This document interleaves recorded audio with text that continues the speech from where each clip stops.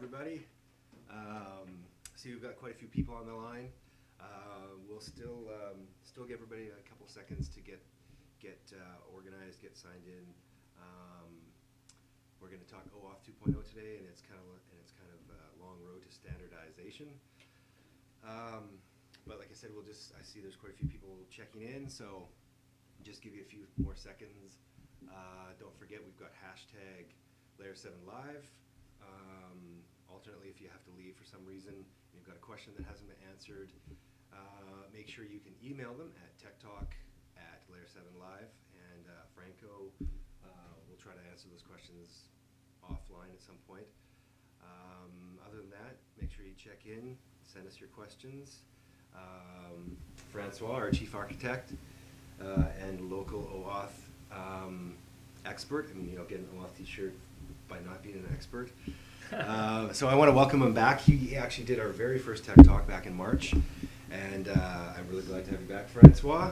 Thank you, Stephen. And so we're going to talk OAuth 2.0, especially given that last week it got drafted, second version of the draft. Yeah, well, it actually was like I think the 31st version of the draft. I think the milestone is that last version of the draft is moving on as that draft is accepted. Is moving on to the next stage.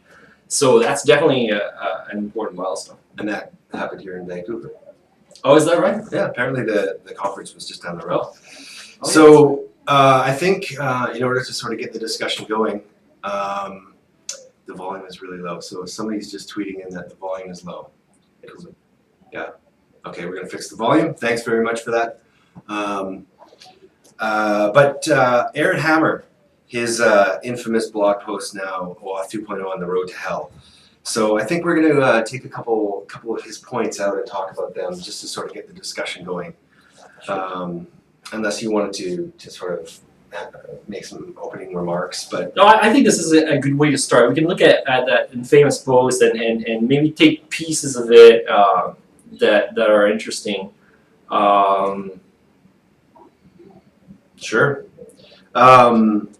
He does say at the towards the beginning of the post, at the hands of most developers, 2.0 is likely to produce insecure implementations. Yeah. Now, that's a pretty that's a pretty big assertion. Yeah, I mean, it sounds like a big deal, but I would agree with Aaron on that. I think that maybe you should not let any developer be in charge of your access control, right? I think that that's true whether or not you're using OAuth or not. So yeah, that's a very good point, Aaron. Don't let any developer be responsible for your access control and just blindly apply any standard and expect that's going to be very secure. So I don't think that has anything to do with OAuth specifically. Okay. So he also mentions there's been some friction between the enterprise camp and the web camp. Yeah. So for example, in an early meeting, the web folks wanted a flow optimized for in-browser clients, while the enterprise folks wanted a flow using SAML extensions. So what do you say to that? Well, I think that's actually hilarious. When I read that, I thought it was really funny. I can only imagine what it would have been like to be in that meeting where I can picture the web folks and the enterprise folks arguing about this. I think it's a little bit outrageous to expect that a SAML flow or an OAuth grant type, one of the core ones would have been one that involves SAML.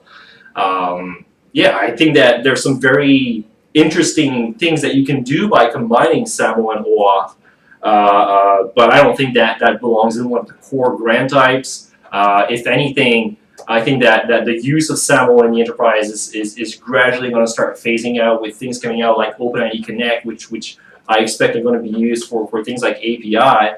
So yeah, putting that in an extension spec is the right thing here. I think it's still important to be able to do SAML and OAuth, and that's what happened, right? SAML ended up in an extension spec, and I think that was the right thing. Okay. And then another one of his comments was, one of his points is, it does provide for practically unlimited extensibility. It is this extensibility and required flexibility that destroyed the protocol. with very little effort, pretty much anything can be called OAuth 2.0 compliant. Yeah. What do you think about that? Well, if it takes little effort, I don't necessarily see that as something negative. I think that it might be a little bit of an exaggeration that with little effort, pretty much anything can be called OAuth 2. I think Aaron is right about one thing. I think there's going to be good implementations and there's going to be bad implementations out there. And as a matter of fact, security is not the only factor that makes an OAuth implementation good or bad. Scalability is also something that people should really be concerned about. But hopefully this low barrier to entry it means that there's going to be a lot of OAuth implementations out there, and the market is going to take care of weeding out, like the bad apples. And if you're in the enterprise setting and you're looking for an OAuth implementation, don't encourage the bad OAuth implementations by giving those vendors money, and just stick with the good OAuth implementations. Okay. And then a couple things under the hood. He mentions unbounded tokens, bearer tokens, and expiring tokens. Yeah. What are your thoughts on those? Well, I mean, those are all, Aaron lists a number of changes between OAuth 1 and OAuth 2, and in his minds, some of them are problematic. Unbounded tokens is interesting. It's kind of to me, it's very similar to, in the SAML world, using a bearer token as opposed to something like a holder of key token, where a token is by itself is not good enough, right? You need to also have a client ID and a secret in order to make use of it. So yeah, it is true that's more secure. Bearer tokens, in the end, OAuth 2 is going to give you the ability to do bearer tokens or MAC tokens. So yeah, I mean, if bounded tokens are important to you, you are going to have the ability to use those. Expiring. I mean, the most interesting thing that Aaron said in this under the hood section, in my opinion, is this whole concept of self-encoded tokens and revocable tokens. So the idea is that if you issue an OAuth token and it's self-encoded, meaning that when you receive on the server side that token, you can verify because there's a signature in it that confirms that you issued that, and you can get the information as part of the token, then you don't have to store state on the server side in order to use that OAuth token. That to me is very interesting, because there's a trade-off between the ability of having these self-encoded tokens and the ability to revoke tokens. And what happens is that in order to be able to revoke those tokens, you do need to store state on the server side. And the reason I think this is so interesting is that it's not RESTful, and OAuth is supposed to be something to be used with APIs and RESTful APIs. So that's in my opinion, one place where OAuth potentially breaks that one of those important REST principles. So you need to, you still have the ability to decide whether or not you want to support revocable tokens, or you want to give your token lifespan, a short enough duration so you don't have to worry about that, and maybe you can avoid to have server-side state. This might help you scale better, and scaling in OAuth is very important. So yeah, this is a very interesting point, and I think that at layer 7, us implementing OAuth, I mean, this is something that we're definitely very interested in. The last point about grant types, I think it's very interesting to have all these different grant types in OAuth 2. I think it just opens OAuth to more patterns. It just opens OAuth to a lot more people that are looking to do access control with APIs, whether or not they're coming from the web or not. Okay. So yeah, maybe just one last point before. Are we getting any questions yet? Yeah, I've got some questions. Okay, well, okay. From the feed. Yeah, let's just start with those questions then. I'm just going to sort of rephrase this one because I'm not exactly sure what Jamie's referring to, but I think it was a blog post by Aaron. Was it that post that go to the committee into pushing for ratification of the draft? Would they have continued to drag their feet otherwise?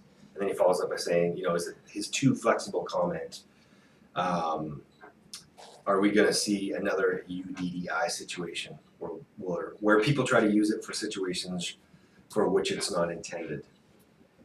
I don't see that. I mean, with OAuth 2, there are so many different possibilities, different ways to use OAuth that I don't see OAuth being used in a way that it's not intended to be used. I think that the fact that the standard is moving forward. What do you think? What could people use it for that it wasn't intended for? Well, I don't see it. That's what I'm saying. Yeah.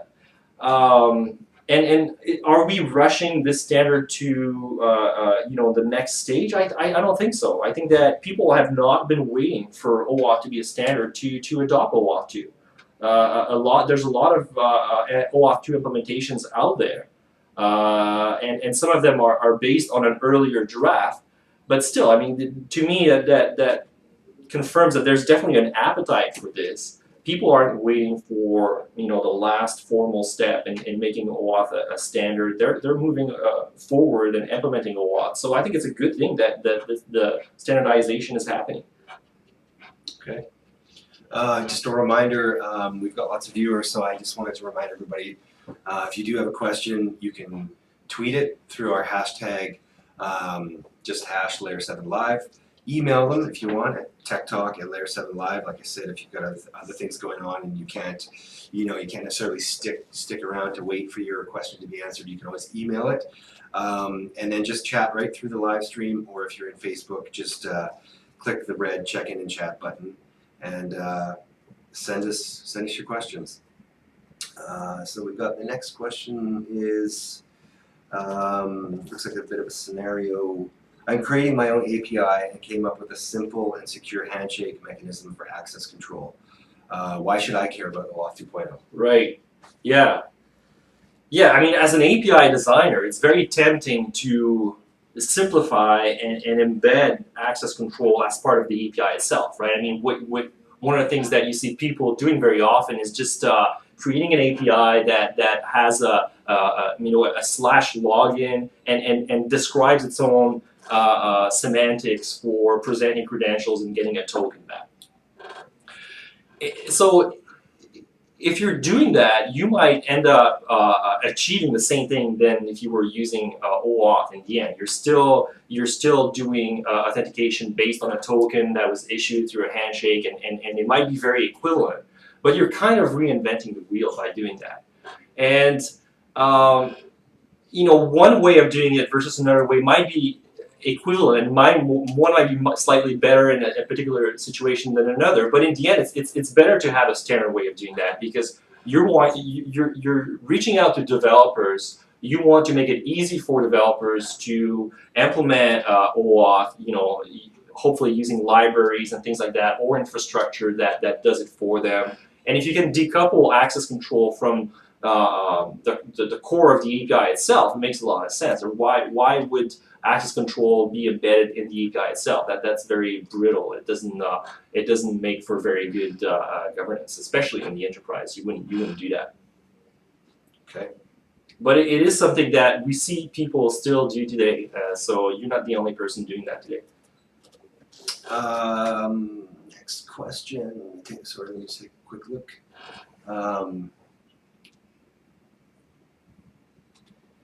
Does OAuth 2.0 have a good support in iOS? I can't find any evidence of this. Yeah.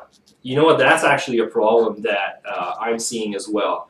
There doesn't seem to be a good library to implement OAuth on the client side in iOS. I actually have a talk about that next week in Chicago at the mobile meetup. That's going to be very interesting. So I'm speaking to a group of mobile application developers and talking about how to enable access control on the client side. And doing research for this talk, I found that indeed there doesn't seem to be a very good library or even built in the framework support for OAuth 2. So there's a lot of DIY that is required today. But stay tuned for some sample codes by Layer 7 and hopefully a library very soon. Okay. Which version specification is easier to implement? So which version is better suited to the enterprise? Well, OAuth 2 is easier because you don't have to do max signatures, HMAX signatures, so that makes it easier. And OAuth 2 also happens to be the one that's better suited to the enterprise because it's more open and it allows you to combine OAuth with some enterprise content. So I'll give you an example. We're moving forward with OAuth 2 with a number of large enterprise settings. And some of them we're combining OAuth 2 with strong authentication, or we're combining OAuth 2 with even multi-factor authentication, or combining OAuth with XACTML, with SAML, and things like that. So OAuth 2 is more flexible and makes it easier to integrate within the enterprise setting. So I think that for both criteria that you mentioned, OAuth 2 is a better choice. Okay. Keep those questions coming, guys. I see that we've got lots of people. Listening is fine too. But if you have any questions around OAuth 2.0 or even comments, maybe you want some thoughts, you want Francois to comment on, giving last week's kind of draft and the milestone that represents on its way to standardization. Feel free, just fire off those questions. Tony from San Francisco says, where can I find examples of solid OAuth 2 implementations to pattern my own implementation after? Where can I find examples of solid OAuth 2 implementations to pattern my own implementation after? Well, Tony, we should talk. We can probably help you if you need to talk to some enterprise people that have done that. I'm not sure if you're looking at this from an enterprise perspective or if you're from a web perspective. From a server-side code example, I don't think that there's a good one that is reusable like in the open source world today. I haven't seen a good solid one in that form, if you want. But definitely, if you're looking for something solid, look for something enterprise grade, and obviously Layer 7 is a very good example of an OAuth implementation that's very solid, that scales, that is very secure and flexible to integrate in an existing environment. So, without wanting to toot my horn too much here, I would say Layer 7 is definitely one of the more advanced and more solid OAuth implementation today. So, but Tony, if you have more specific elements to your question, feel free to add to it, or you can just email us at techtalk@layer7live, and that way. Pardon? Layer7.com. Right, Layer7, techtalk@layer7.com is the email. So if you have a further follow-up question, just email that to us, and maybe Francois can take a closer look to it, closer look at it. Other than that, you can feel free to chat kind of a follow-up question. But I hope that helps, Tony.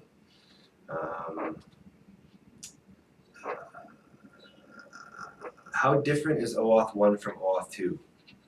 Can Aaron's concerns be addressed by publishing a simpler and secure reference implementation usage guide for OAuth? Yeah, I think that's a great idea. I think that there's been a lot of friction, or maybe there isn't that much friction between the enterprise camp and the web camp getting together and sharing, if you want, that specification. But the main difference is, I think Aaron does a good job in his famous post at pointing out there, like unbounded tokens, bearer tokens, expiring tokens, and grant types. Those four items from that post, that dates back from July 26th.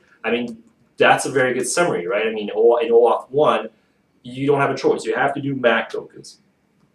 You have to have a confidential client with credentials, stuff like that.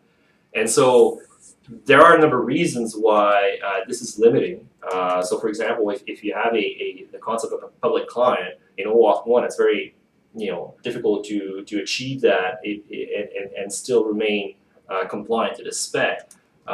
You know, and that's huge for things like mobile applications, where you know mobile application ends up on an app store, and if it's a public app store, how do you provision a shared secret to the app? That makes it very difficult to have bounded tokens. So OAuth 2 gives you more options. You can still do everything you can do with OAuth 1 with OAuth 2.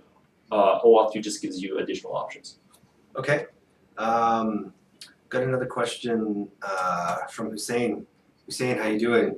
You seem to be one of our best Tech Talk attendees. So welcome back. He always has lots of. I think you're saying we got a question from a few months ago in the first one. Yeah, it could be, and he tends to come out a lot, so it's good. I appreciate it. Thanks for saying. So he apologizes for being late and says, if you already talked about it, ignore it. But no, I think it's. He's saying the debate started with Aaron Hammer, which we talked about. Yeah. His post indicates custom implementations of OAuth 2 leading to fragmentation. What are some reliable implementations, or are there ratings of implementations by providers? So like Facebook versus Google, etc. Sure. Yeah, I mean the Facebooks and the Googles out there tend to be okay with doing their own thing. I mean, they're such large APIs that they can get away with adjusting, if you want to say. I think that the Facebook version of OAuth 2 is inspired by an earlier version. In the end, you might still have different OAuth implementations that are not fully interoperable. It would be great if that were the case, but even if it isn't the case, it's still, in my opinion, positive to have all of these implementations at least inspired by the same specification, as opposed to having all these APIs reinventing their own thing from scratch. As you know, the first question that we had earlier, the guy who was mentioning that he was baking his own handshake protocol and his own API. To me, that's the worst case scenario, right? The best case scenario is that there's a standard that everybody conforms to exactly the same way, and somewhere in the middle you're going to have the current situation where a Facebook might be inspired by the draft version 20. Maybe they'll eventually update to the later version of the draft. Maybe a Google implementation that's slightly different. I think that we have to be realistic, and that's something that is acceptable in my mind. It should still be easy for a developer to integrate with all these different implementations when needed. Okay, getting quite a few questions here, so I'm just trying to get them all organized. So Hussein, I hope that answers your question. If not, just chat in a follow-up. Through Twitter, we've got GMO Todd asks, can you provide a basic use case for OAuth in the enterprise? Where is that? Kind of the GMO Todd. Layerson Live, can you provide a basic use case for OAuth in the enterprise? Yeah, I mean, the enterprise is exposing APIs. I mean, this is huge right now. I mean, you must have seen, all the tens of millions of funds have been raised by API management solution. The reason for that is that there's a lot of interest in the enterprise for exposing APIs. And when the enterprise exposes APIs, they want to do access control on these APIs. So basic use case might be, for example, the enterprise reaching out to its sales force. Think of BYOD. So I come to work with my iPhone. The enterprise wants to reach out to me. I work for the enterprise, exposes applications. Those applications consume APIs back at the enterprise. Well, you need to control access for that. OAuth is a standard. So that's one very basic use case to answer your question. Okay, great. And I think you've been to some of the Tech Talks too before, so thanks for coming back. Appreciate that. And again, if you've got anything else to follow up with the question, feel free to tweet it. We've got a quick one through email from Chris Merrick. Any libraries for OAuth on Android? Chris Merrick, any libraries for OAuth on Android? I think Android is going to be easier. Disclaimer, I'm not an Android developer, so I don't know as much about OAuth on Android, and I do apologize, Chris, for that. I'm not as familiar with that platform, but if you want, I can reach out to some Android developers that we have internally and maybe pick their brains on that. Yeah. I'm also curious. Yeah, you sent us an email, so I've got your contact information, and we'll try to find an answer to that question and then get back to you later this week. But thanks. And then it looks like Mike R. through Twitter has a couple of questions here. I think this one goes first. OAuth 2.0 framework enables third-party apps to gain access. Why use for internal enterprise apps? Yeah. Yeah, that's a good question. So. And then sort of follow up here, enables third-party apps to gain access. Why not use for internal apps? So, sorry, what's that person's name, Chris? His name is Mike, I think. Mike, okay. Mike R. Sorry, Mike, can you pose that so I can see the question again? So Mike, the OAuth 2 framework enables third-party apps to gain access. Yes, that's one of the use cases. Why use it for internal enterprise apps? Well, the question is, why not, right? If you're not going to use OAuth, you're going to use something else. Why not use OAuth? OAuth gives you, a simple two-party handshakes. In the end, all you need is for your app to get a token so that it can then later use that token to consume the API. So how are you going to do that, right? Why not use OAuth? OAuth gives you a standard specification that describes how to do that handshake. So you might as well use that. So I guess my answer to the question is why not? And what else would you consider using? It is a standard practice to do access control by these applications by getting a token and then presenting that token at runtime to consume the API. You need to get that token somehow. OAuth gives you a way to do that. Just use that. I suppose it might be smart too, based on what you said earlier with BYOD. So if you've got an enterprise app running on a personal phone, you want to make sure that's secure, right? Yeah. Yeah, and that's the thing, right? I mean, other alternatives, and if you think of what are some alternatives to OAuth, you want to control access for enterprise app to an API. If you're not going to use OAuth, what would you consider? So, I don't know, maybe you consider HTTP Basic over SSL. Well, HTTP Basic over SSL is simple, but it's not as it's got some issues. So the password is sent basics to encoded maybe, but it's still sent at every single request. If that gets compromised, the consequence is pretty high. Whereas if an OAuth access token gets compromised, maybe you forget your device on the bus or something like that. Right. Well, that token has a short lifespan. The consequences is much smaller. You don't need to worry about changing your password. Maybe there's like a 5-minute lifespan, in which case the damage is limited, or even better, if you can revoke the token because you got the right tooling to do that in the enterprise. Right. Then you don't need to reset your password. You're good to go. So that's a pretty good practical use. Losing your handset.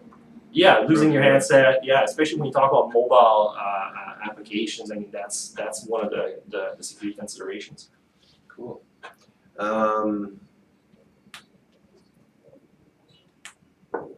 Sorry. What are the best established or emerging alternative authorization specifications? Is OAuth better than? Yeah, I was just talking about that when I talked about HTTP Basic. So HTTP Basic over SSL would be one of them, but if you look at what other people are doing, so for example, Amazon Web Services has this thing where it's just a simple HMAC, right? The application has a shared secret. It just does an HMAC signature calculation and it puts that in a header, which has very much similarities with what OAuth 1 is doing. But they have their own way of doing that. So that's an example. Another example is providing an API key in a URI parameter.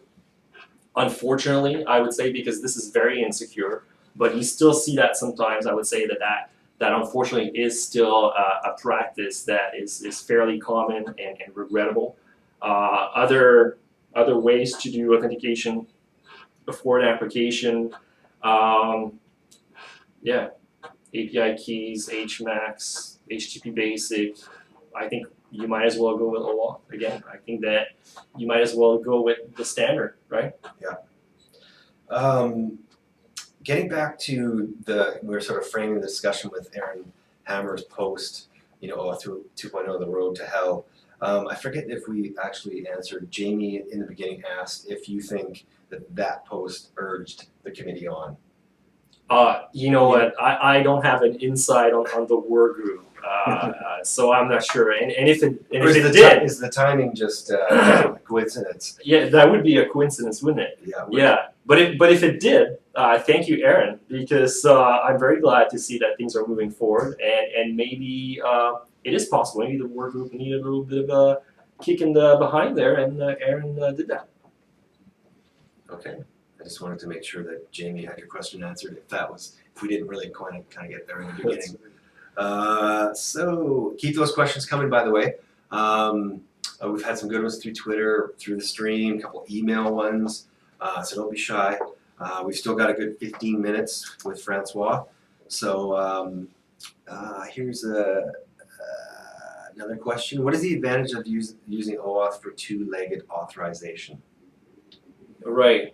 I mean that's a very good question, because I mean you think of why OAuth came about in the first place. The idea was to come up with a standard way to address a very specific case, which was a three-party authorization situation. But in OAuth, what's an example of that? So app.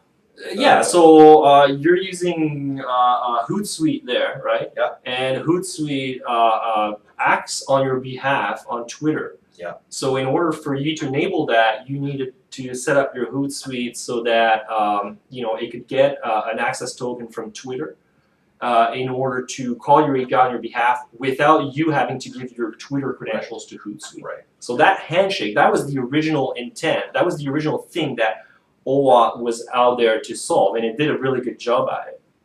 But why would you use that for two-legged OAuth? It seems like it's completely unrelated, and perhaps it is unrelated. But I guess what somebody had a good idea to do with OAuth 2 is that let's expand the scope of OAuth to go beyond just that three-party handshake and accommodate any RESTful API authentication situation. Some of them are three-legged, some of them are two-legged. And the reason that the advantage of using OAuth is, the advantage is that what else are you going to use if you're not using OAuth? Again, are you going to make up your own thing?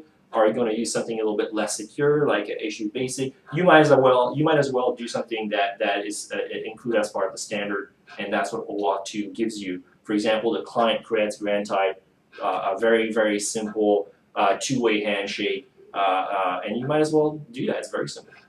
Okay. So another question, is the use of a bearer token inherently less secure than a signature? And if so, then why does OAuth 2 use them?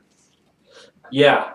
So bearer tokens, to me, is very analogous to something like a cookie or a SAML bearer assertion. So the advantage of using bearer tokens is that it's simpler than to use MAC tokens. Is it less secure? Yes, it is less secure. It is less secure because if that token is compromised, if it's a bearer token, you can much easier impersonate the client that the token is supposed to belong to. But if you're using a MAC type token, even if that token itself is compromised, that's not enough to exploit if you want the security hole. So yes, MAC tokens are more secure, and you should be careful to only send them out over a secure channel. So you just have to weigh in, find the right balance between the amount of security that is required and the level of difficulty to implement, to consume your API on the client side. You want to reach out to developers, you want to make it as easy for them to consume your API. And if you think about it, I'm using my online banking on the web. I'm pretty sure that under the hood is just a cookie. So if that's okay for my online banking, why would that not be okay for your API, right? I mean, if you want more security, go through the trouble of doing the Mac-based implementation. There's nothing wrong with that. But the other advantage, obviously, is that there's less of a need of a secure channel if you're going to have those like HMAC signatures. So that's sometimes a consideration that gets into play. So considering last week's draft, and that we consider that to be a milestone towards standardization, what are the next steps? Like what would the next milestone be, or what's coming, do you think? Well, the next step is to you know, the last Another formalization step. OAuth 2 becomes a full-fledged standard. I think that, again, I shouldn't say most, but a lot of people are just not waiting for that to implement OAuth. People have been implementing OAuth 2 for a long time now. I want to say a year almost. Like I'm pretty sure that Salesforce, for example, was implementing OAuth 2 for a very long time now.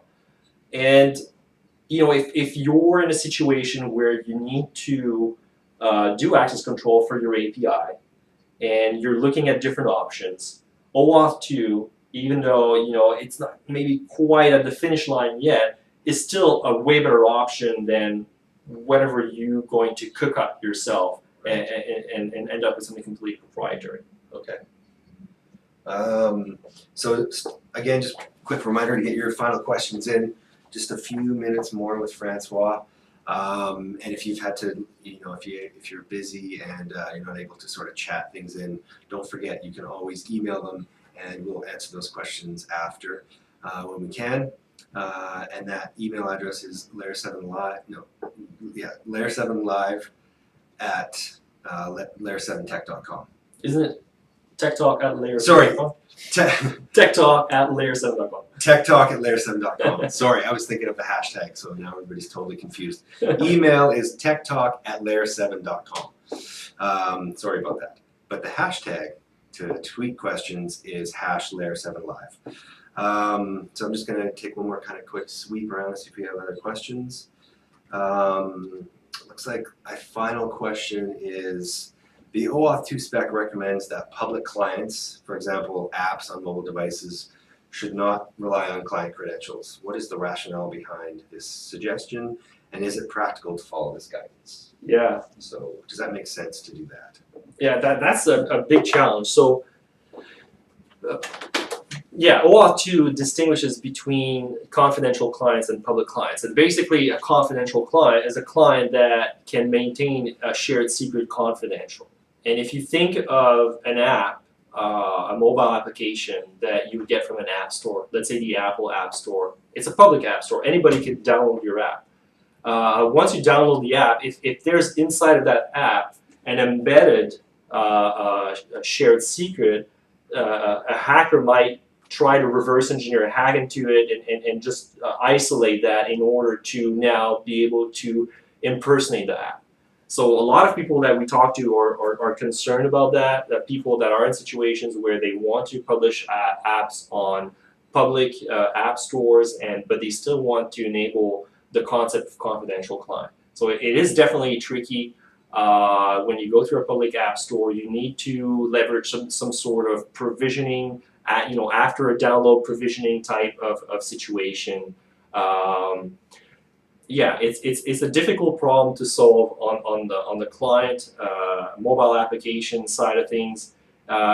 One of the things that the enterprise is one of the directions that enterprise have in order to work around this problem, if you want, is to have enterprise app stores. So instead of having a public app store, you end up with an enterprise app store where there's a restricted access to the app store, and it makes it simpler to provision applications that have embedded in them some confidential credential, which allows you to now do confidential client on a mobile device, which is great.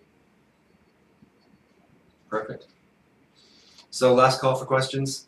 But in the meantime, if you're trying to formulate one, I just want to mention that we've got an upcoming webinar next week.